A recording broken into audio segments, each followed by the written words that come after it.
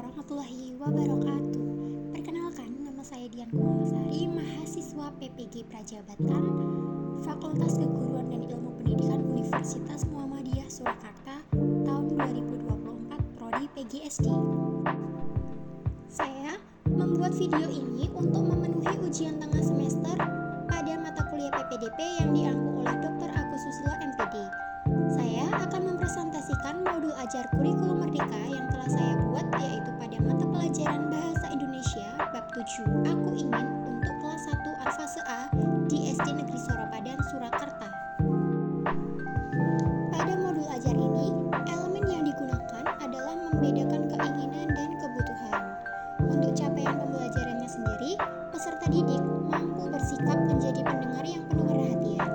Peserta didik menunjukkan minat pada tuturan yang didengar serta mampu memahami pesan lisan dan informasi dari media audio, teks oral, atau instruksi lisan dan percakapan yang berkaitan dengan tujuan berkomunikasi.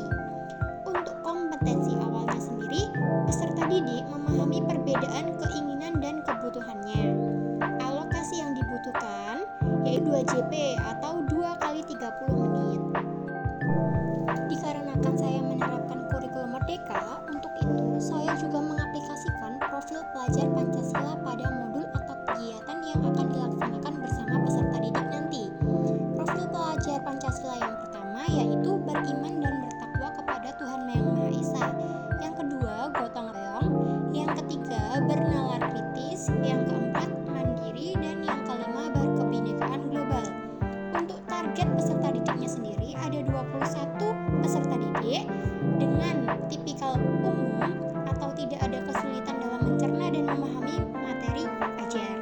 Untuk moda pelajarannya sendiri, saya melaksanakan dengan tatap muka, pendekatan pembelajarannya sendiri student center, dan model pembelajaran yang digunakan adalah cooperative learning, serta metode pembelajarannya ada ceramah, diskusi, serta tanya jawab. Sarana dan prasarana yang akan saya gunakan ketika melaksanakan modul ajar ini yaitu yang pertama ada laptop, yang kedua LCD, yang ketiga proyektor, yang keempat LKPD, yang kelima video pembelajaran, yang keenam media bergambar benda-benda yang sering ditemui sehari-hari, yang ketujuh boneka tangan. Untuk sumber belajar yang utama yaitu buku panduan guru kelas Bahasa Indonesia Aku Bisa SD kelas 1. Tujuan pembelajaran berdasarkan capaian pembelajaran dalam modul ajar ini yang pertama yaitu peserta didik mampu memahami perbedaan uang logam dan uang kertas. Yang kedua, peserta didik mampu mengidentifikasikan keinginan dan kebutuhannya sendiri. Yang ketiga, peserta didik mampu menyajikan contoh keinginan dan kebutuhan.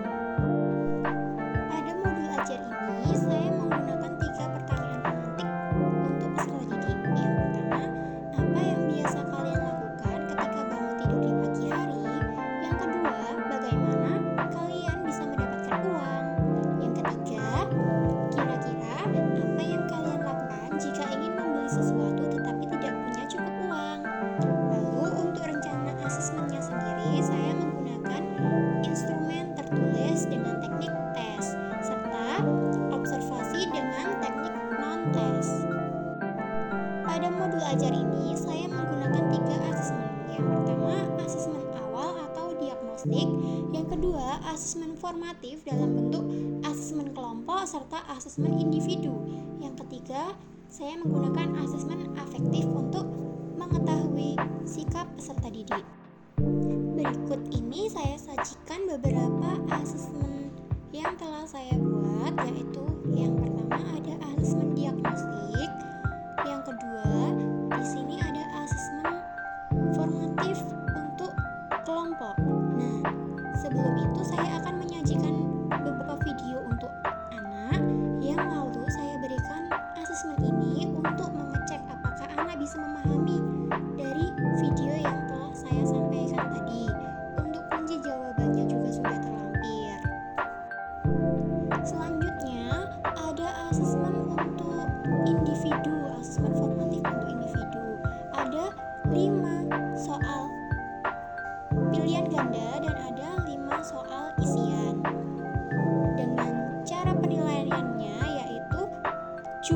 betul dikali 1. Dan yang terakhir, saya menggunakan asesmen afektif. Saya menggunakan asesmen afektif untuk mengetahui kondisi siswa. Yang pertama, saya ingin mengetahui kejujuran siswa. Yang kedua, saya ingin mengetahui kehidupan siswa sehari-hari. Dan yang ketiga, saya ingin mengetahui tingkat kemandirian siswa. Untuk pedoman penskorannya sendiri, skor ketiga, siswa selalu bersikap sesuai pertanyaan. Yang skor kedua, siswa terkadang bersikap sesuai pertanyaan. Dan yang mendapat skor 1 yaitu siswa tidak pernah bersikap sesuai pertanyaan. Baik, itulah penjelasan modul ajar yang telah saya buat.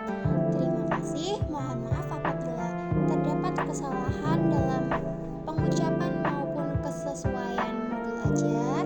Billahi taufiq wal hidayah. Wassalamualaikum warahmatullahi wabarakatuh. Terima kasih.